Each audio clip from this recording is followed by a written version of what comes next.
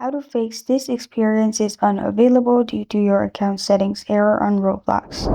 Hi everyone, I'm here to assist you today. Without any delay, let's jump right in.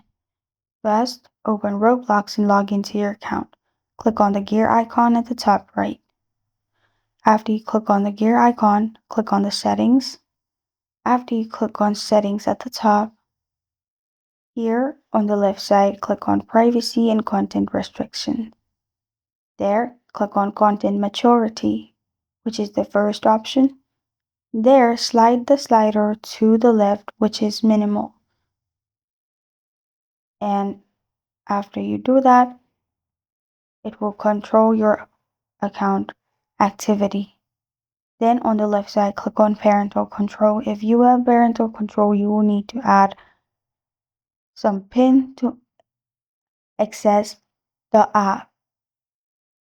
Enter the parent's code. It will be sent to your parents. Only if they approve, you're good to go.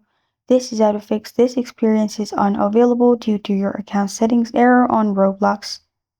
Thank you for joining me today. If this video helps you out, please leave a like and subscribe for more. Got a question or want to suggest a topic? Comment below. Thank you for watching.